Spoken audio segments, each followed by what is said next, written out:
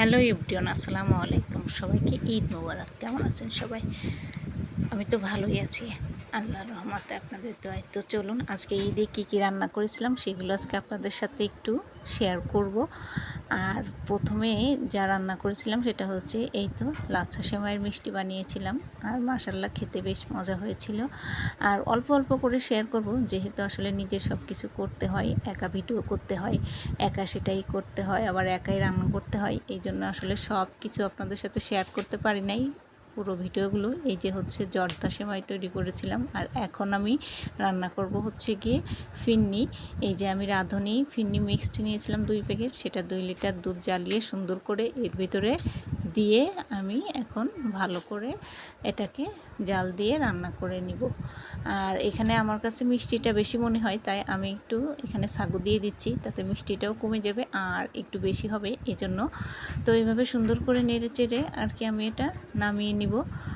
আর কিছু মনে করবেন না, যেহেতু মানে একা ভিডিও করতে হয়, আসলে বারবার এই কথাটাই বলি আমি, একা ভিডিও করতে হয়। কেউ পছন্দ করে না ভিডিও করা, কিন্তু আমি করি। এই জন্য যাই হোক, এই যে সুন্দর করে পায়েসটাকে আমি নামিয়ে নিলাম। তো এখন আমি এখানে কুনাফা তৈরি করতেছিলাম। এটা আমি পুরো ভিডিও অন্য এক সময় দিব। তো এখানে শুধু জাস্ট দেখাচ্ছিলাম আমি ঈদে আসলে কি তৈরি করেছিলাম সেইগুলো। এই যে কুনাফাটা সুন্দর করে আমি ব্রেক করে নিয়ে এখন এর ভিতরে দিয়ে দিচ্ছি চিনির শিরা। আর চিনির শিরার কালারটা এরকম হওয়ার কারণ হচ্ছে আমি এখানে একটু জাস্ট ফুড কালার ব্যবহার করেছি, আপনারা চাইলে কিন্তু জাফরানের রঙটাও ব্যবহার করতে পারেন। তো এখন শিরাটা দিয়ে সুন্দর করে আমি এটা আধা ঘন্টা ফ্রিজে রেখে দেবো সেট হওয়ার জন্য। এরপরের ভিডিওতে আমি আপনাদের অবশ্যই দেখাবো কুনাফার রেসিপিটা। আর এখানে হচ্ছে লুডুস রান্না করতেছিলাম, লুডুসটাও রান্না করা শেষ, এটা নামিয়ে নিব।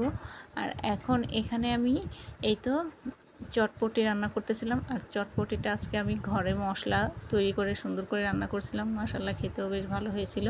এই তো এই যে মশলাটাও সুন্দর করে রেডি হয়ে গেছে। এখন এই মশলাটা আমি এই চটপটির ভিতরে দিয়ে নাড়াচাড়া করে একটু জাল করে তারপরে নামিয়ে নিব। আর এভাবে কিন্তু ঘরে চটপটি তৈরি করলে মাশাল্লাহ খেতে ভালোই লাগে, আমার কাছে অনেক ভালো লেগেছিল। আর রাঁধুনি চটপটি মশলাটা দিয়ে করলেও মাশাল্লাহ অনেক সুন্দর হয় কিন্তু চটপটিটা খেতে। আর এই পাশে কিন্তু আমি গরুর মাংস বসিয়ে দিয়েছিলাম রান্না হওয়ার জন্য, সাথে চিংড়ি মাছ। এই তো চিংড়ি মাছটা ভাজি করে নিচ্ছি। আর এইদিকে এই দেখুন মাশাল্লাহ গরুর মাংসটা কিন্তু অনেক সুন্দর হয়েছে, কালারটাও আর খেতেও মাশাল্লাহ অনেক সুন্দর হয়েছিল।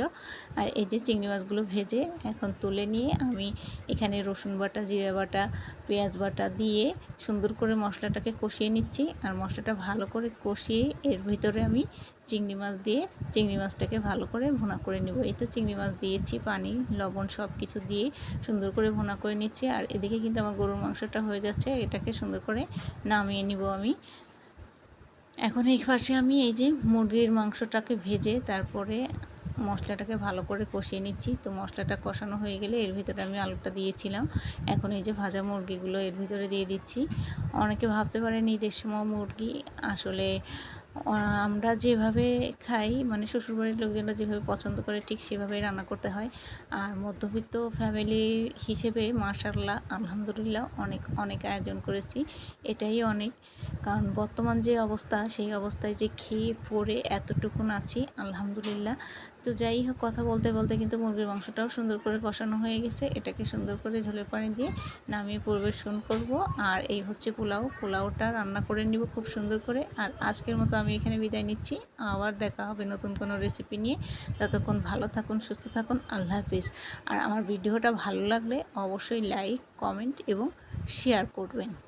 আর যারা ইউটিউব থেকে দেখছেন তারা আমার ফেসবুক পেজটা ফলো করবেন আর ইউটিউব চ্যানেলটা সাবস্ক্রাইব করবেন।